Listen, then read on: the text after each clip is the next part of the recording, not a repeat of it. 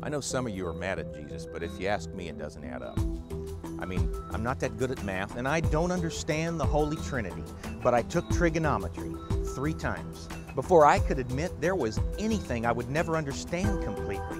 Like, how could you be so mad at a myth? No one holds grudges against Santa and the Tooth Fairy, or mythical beings like Thor and Zeus. When it comes to personal insult and injury, fictional hallucinations are never abused. But there's something about Jesus that invites your derision. And there's something about Jesus to force a decision. And you may blame religion or someone you know, but 2,000 years is enough time to consider his quid pro quo. So somewhere between the babbling baby in the manger and the bloody lamb on the cross, he must be making you crazy. Somewhere between turning water into wine and raising a last glass with friends, there must have been a moment when things weren't so hazy. Maybe it was that finger in the dust, calling the bluff of a bunch of hypocrites ready to toss rocks at some party girl like a bunch of frat boys caught in a date rape trying to get rid of the evidence. But what could bother you about that? Or maybe it was that spit in the dust, stirred into mud and rubbed into the eyes of a man too blind to see who wanted to see, and then did see what you can't see, don't see, won't see, but somehow you still see red every time someone says he rose from the dead. This Jewish carpenter by day, king of the universe by night, born to vanquish evil and bring eternal life astride a white horse with his robe dripping blood, risen from the dead to save the world. I think you just might be upset he's taken so long, because everybody knows the world needs to be saved.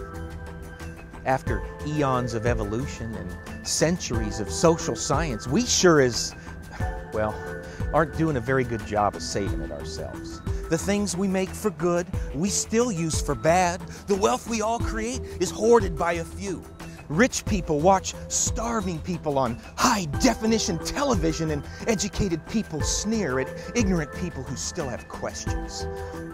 We can't stand the need, or the greed, or the evil men do to people they don't understand, or the pain and the strain and the hurt inflicted on sons and daughters. We should understand. We ought to be tired of waiting to be free, but does that make him responsible for the damage?